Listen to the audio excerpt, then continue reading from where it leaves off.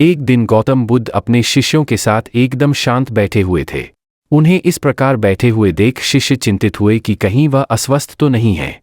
एक शिष्य ने उनसे पूछा कि आज वह मौन क्यों बैठे हैं, क्या शिष्यों से कोई गलती हो गई है।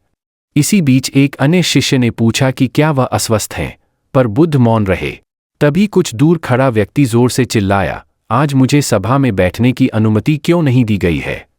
बुद्ध आंखें बंद करके ध्यान मग्न हो गए। वह व्यक्ति फिर से चिल्लाया, मुझे प्रवेश की अनुमति क्यों नहीं मिली। इसी बीच एक उदार शिष्य ने उसका पक्ष लेते हुए कहा कि उसे सभा में आने की अनुमति प्रदान की जाए। बुद्ध ने आंखें खोलीं और बोले, नहीं, वह अछूत है, उसे आज्ञा नहीं दी जा सकती। यह सुनकर शिष्यों को बड़ा आश्चर्य हुआ।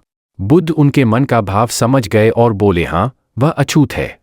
इस पर कई शिष्य बोले, हमारे आश्रम में जात-पात का कोई भेद ही नहीं, फिर वह अछूत कैसे हो गया। तब बुद्ध ने समझाया, आज वह क्रोधित होकर आया है। क्रोध से जीवन की एकाग्रता भंग होती है। क्रोधी व्यक्ति प्राय मानसिक हिंसा कर बैठता है, इसलिए जब तक वह क्रोध में रहता है तब तक अछूत होता है। इसलिए उसे कुछ समय एकांत में खड़े रहना चाहिए। क्रोधित शिष्य भी बुद्ध की बातें सुन रहा था। पश्चाताप की अग्नि में तपकर वह समझ चुका था कि अहिंसा ही मनुष्य का महान कर्तव्य व परम धर्म है।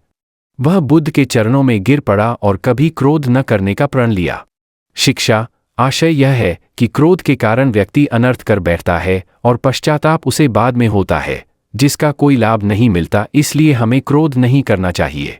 असल मायने में क्रोधित व्यक्ति अछूत हो जाता है और उसे अकेला छोड़ देना चाहिए।